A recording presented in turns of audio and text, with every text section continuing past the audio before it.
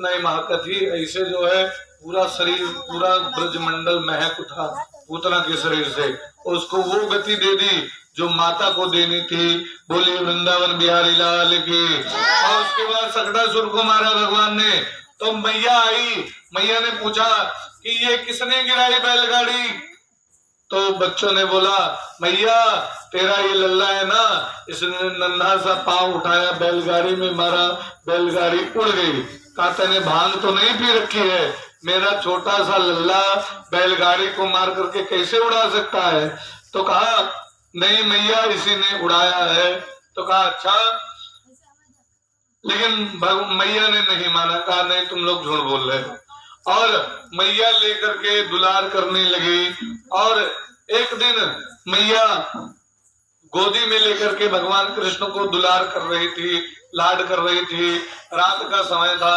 ब्रह्मा जी से कह रहे कि हे ब्रह्मा जी बड़ी कृपा की, तुमने मुझे लल्ला दे दिया। ए लड़के बट चले इधर बैठो। तो कहा कि ये हमारा, बोलिए वृंदावन बिहारी लाल की, बोलिए राधे रानी की, बोलिए श्रीमद् भागवत महापुराण की। बताओ कथा कहाँ चल रही, बताओ। बैलगाड़ी बोली गई। तो क्या आगे चला गया? सुन ना तो ध्यान नहीं दो। बोलिए वृंदावन बिहारी लाल की, बोलिए राधे रानी की। बेदी पर बैठा, लेकिन बेदी के कुछ जिम्मेदारी हमारे नहीं है। सुने जी आवत है तो सुने चाहिए, को बताओ चाहिए। यहाँ कथा चल रही, बिच्चे कोई पुट दे बोल दिए तो हो जाता है डिस्टर्ब। तो वहां फिर यही बताओ जो सुनत है ध्यान से कि कहाँ रहन कथा। बोले वृंदावन बिहारी लाल के। तो भगवान ने गोदी में भगवान को लेकर के लाड करने लगे। ब्रह्मा जी से कह रहे प्रभु आपने बड़ी कृपा की, हमें जो है लल्ला दे दिया। और ब्रह्मा जी कह रहे हैं वारे यशोदा तेरे भाग्य की क्या कहना, तेरे यहाँ तो साक्षात पार ब्रह्म परमात्मा तेरे यहाँ लल्ला बन करके आया है और उसे लेकर के गोदी में लाड कर रहे हैं माता। और जब माताएं बच्चों को सुलाती हैं तो जानते हो माताएं लोरी गावत हैं। जब नान लड़कियों का सोई है तो गई है और चिड़ैया बनवसिया बजाओ, लाल के टोपी फुलरा लगाओ। तो कहा है और जे कुछ जने गावत खनन मनन दो कौड़ी पावा, कौड़ी लेके गंग बहावा, ऐसा गावत गावत लड़का सवाय दे हैं। और जे नहीं जाना थी लोरी वोरी, जेका लोरी कोनो आवत आवत नहीं है तो वैसे ठोका कई के सवाय दे हैं बच्चों को। इस प्रकार से वो सुला देते हैं माताएं। लेकिन लोरी कैसे होती है ध्यान दीजिए। मैया ने लोरी गाना शुरू कर दिया और कन्हैया को सुला रहे हैं। क्या कहा? खनन मनन मेरे लाल को आजान दिया, खनन मनन मेरे लाल को आजान दिया। चंचल मोहन श्याम के नैनन बीच समा, चंचल मोहन श्याम के नैनन बीच समा। फिर कहने लगी कि ब्रह्मा जी ने बड़ी कृपा की है मेरे ऊपर, बहुत जप तप किया है तब मुझे पुत्र मिला है। जप तप पूजा पाठ सो विधिना दिहो मोहला, सो जा कन्हैया लाडले मैया बजावे ताल। कैसे सुलाऊं लाल को धीरे धीरे लोरी गाय, खनन मनन मेरे लाल को आजान दिया। बड़े प्रेम से सुला रहे हैं।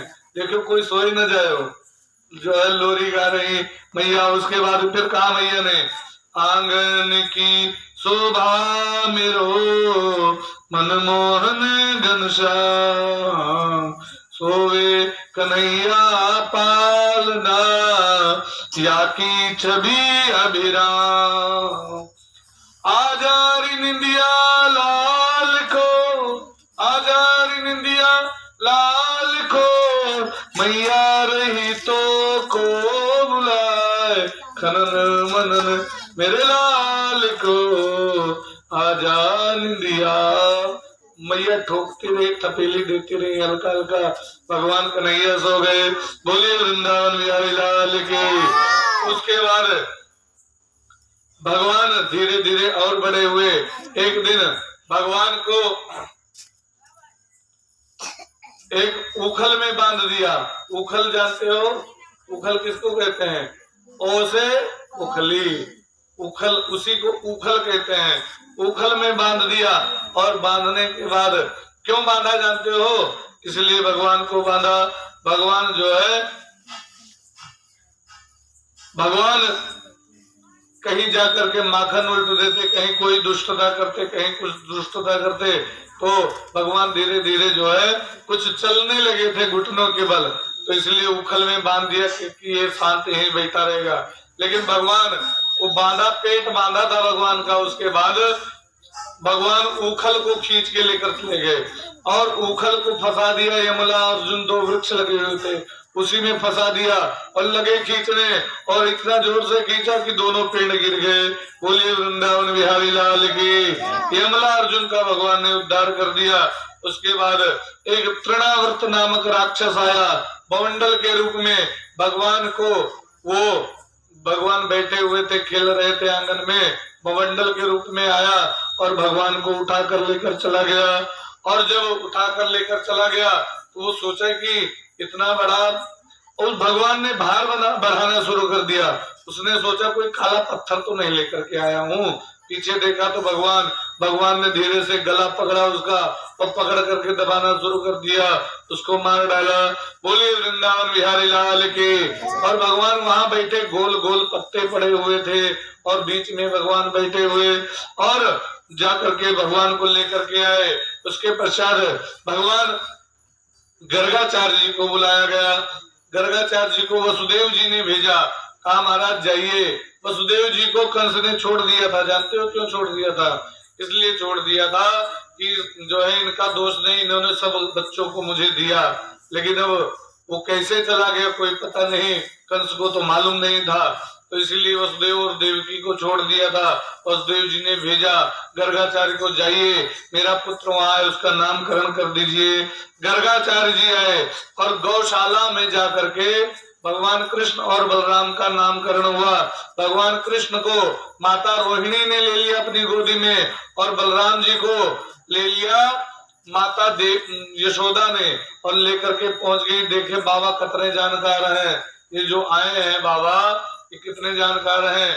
और जैसे जो है भगवान को देखा, ऐसे गर्गाचार्य जी ने मन ही मन प्रणाम किया, प्रभु बड़ी कृपा की मुझे दर्शन दिया। और भगवान को प्रणाम करके बोले हाँ इनका नामकरण करो। तो नामकरण हुआ। तो कहा ये जो यशोदा के गोदी में है लल्ला, ये जो सफेद श्वेत वर्ण का है, ये बल में श्रेष्ठ है और ये बड़ा है और बल में ज्यादा है, इसीलिए इसका नाम बलराम होगा। और ये संकर्षण नाम से भी प्रसिद्ध होगा, तो इसलिए उनका नाम हुआ बलराम। और कहा ये जो छोटा है इसके नाम तो कई हैं, इनके नाम अनेक अनूपा, लेकिन मैं अपनी मति के अनुसार बता रहा हूँ। जो इनका इस समय रूप है उसी रूप को देख करके बताया। कहा इनका रूप देख करके लगता है कि ये आकर्षित, जो देखेगा इसे तो वही जो है मोह जाएगा भगवान को देख करके, ये सबके मन को मोह लेगा। इसीलिए इसका नाम आकर्षयति इति कृष्णा, इसका नाम कृष्ण होगा। बोले बाल कृष्ण लाल की। भगवान का नामकरण हुआ और भगवान धीरे धीरे और बड़े हुए। एक दिन भगवान बोले मैया, और जैसे मैया बोले मैया बड़ी खुश कि आज मेरे लल्ला ने बोला। और मैया जो है सबसे बताने लगी और उत्सव मना दिया।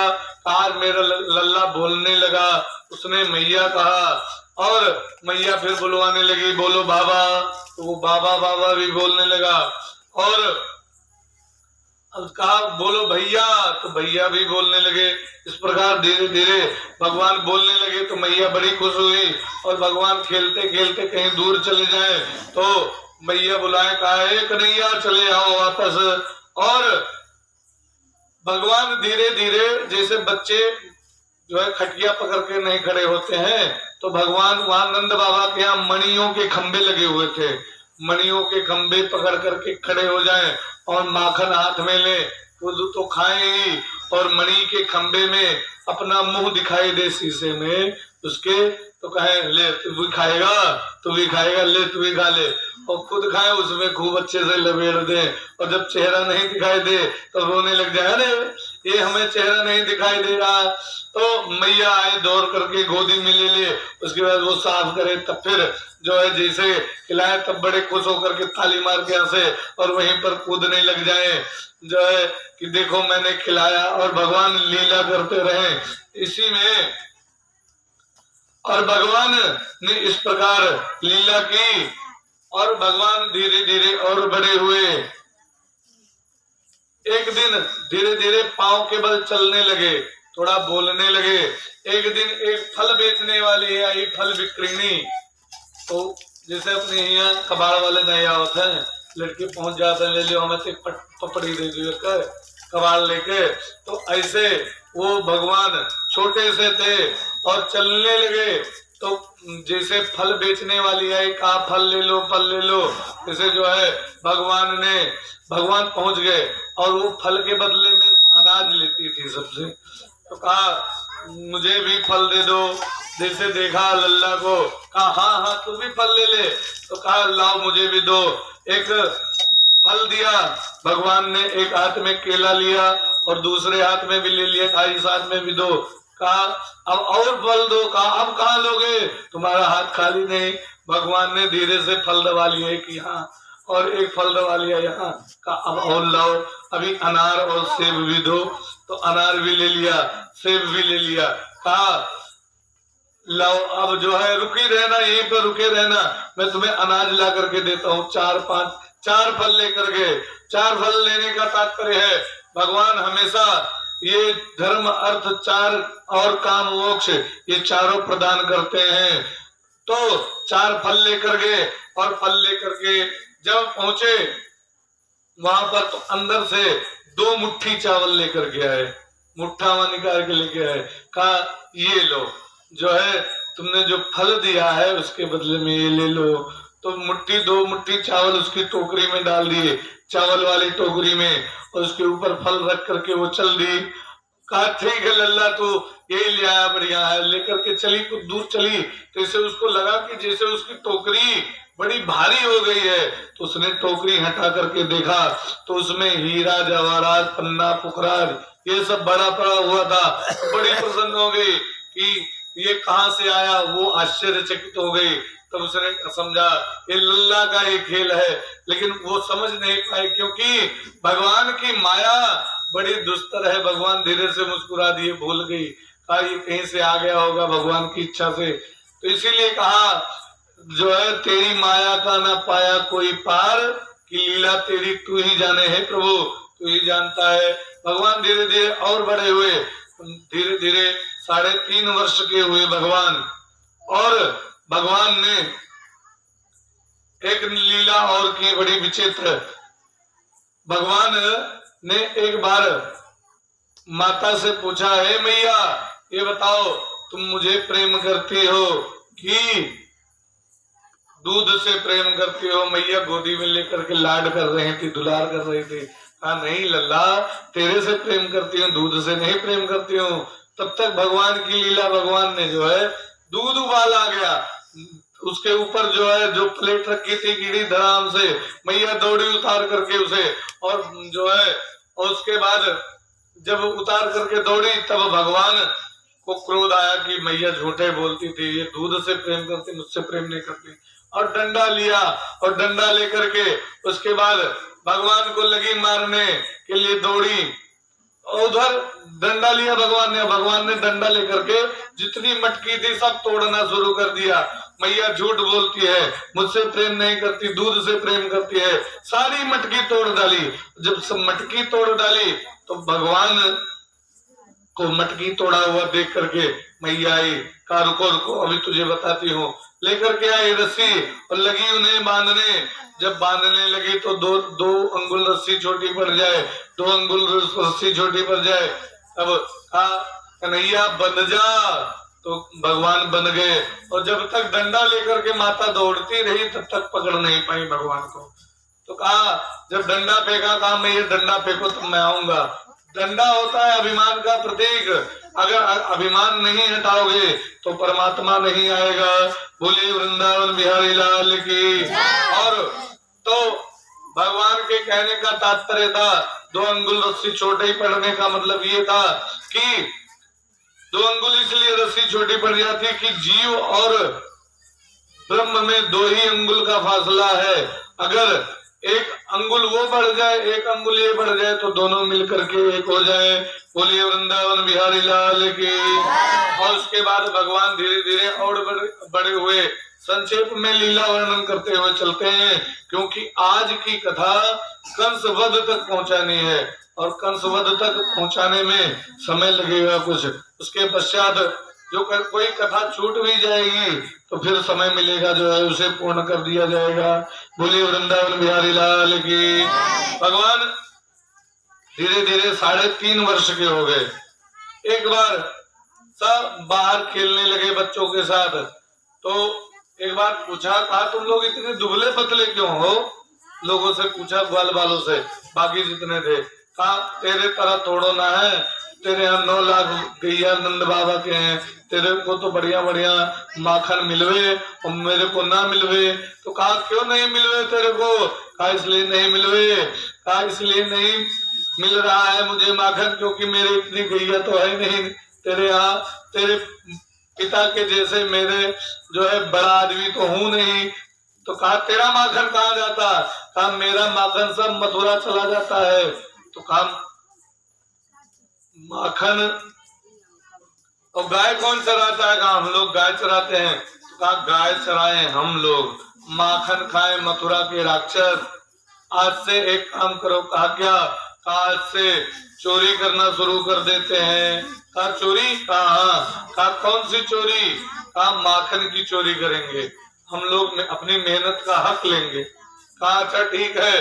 तो कहा ये चोरी कैसे करना सीखे? लड़के सब अलग अलग। तो कहा ये चोरी करना कहाँ से सीखे? तो कहा मेरे स्कूल में नाम लिखा लो। कहा कौन सा स्कूल? कहा मेरा स्कूल है, मुझसे शिक्षा ले लो। कहा क्या क्या नाम है तुम्हारे स्कूल का? कहा मेरे स्कूल का नाम है बाल गोपाल चौर विद्या प्रचार मंडल। मेरी मंडली में शामिल हो जाओ, तुमको मैं चोरी करना सिखा दूंगा। कहा ठीक है, तुम्हारी मंडली में, हमारी मंडली में कौन कौन आना चाहता है? हाथ खड़ा करो। सब लोगों ने हाथ खड़ा किया, 1-2 रह गए। कहा तू भी आ जा, काहे दुबला बना रहेगा, खा करके मोटा हो जाएगा। तो वो भी आ गया, जो कुछ लोग थे सब लोग आ गए। कहा कन्हैया कैसे चोरी करनी है? और सबसे छोटे भगवान और जितने भी ग्वाल वाले थे सब इनसे बड़े, सबसे छोटे यही। तो कहा कैसे चोरी करनी? कहा सुनो, अगर किसी दूसरे के यहाँ जाओगे और शिकायत मिलेगी तो पीटे जाओगे। सबसे पहले अपने घर चोरी करो और उसके बाद सुबह बताना अपने घर में चोरी करोगे तो ज्यादा पिटाई नहीं होगी, कम पिटाई होगी, क्योंकि माता पिता ज्यादा नहीं पीटते हैं। तो कहा अच्छा। तो अपने घर में सबसे पहले चोरी किया सब लोगों ने अपने अपने घर में। उसमें उसके बाद दूसरे दिन सब लोग इकट्ठे हुए और इकट्ठे होकर के कहा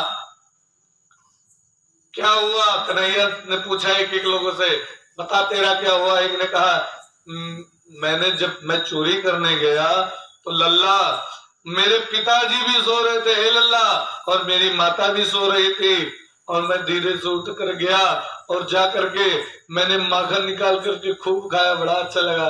कहा तू बच गया? कहा हाँ मैं बच गया। दूसरे ने कहा तेरा बता? कहा मैं गया और जैसे जो है माखन की मटकी हटाई तैसे जो है मटकी धनक करके गिर गई और गिर गई जैसे फूट गई तैसे आवाज हुई। मैया ने देखा, मैया ने पीठ मारा, मेरी पीठे लाल कर दी। कहा अच्छा तुझी पिटाई हो गई? कहा कहा दूसरे की बारी। एक तीसरे ने कहा आप जानते हो क्या हुआ? कहा क्या हुआ? कहा मेरे यहाँ शिकाहर पर रखा हुआ था माखन और पिताजी सो रहे थे और मैं चढ़ गया पिताजी के खटिया के ऊपर और खटिया के ऊपर चढ़ करके माखन निकाल करके खाने लगा। मैंने सोचा मटकी नीचे उतारूंगा कहीं गड़बड़ न हो जाए।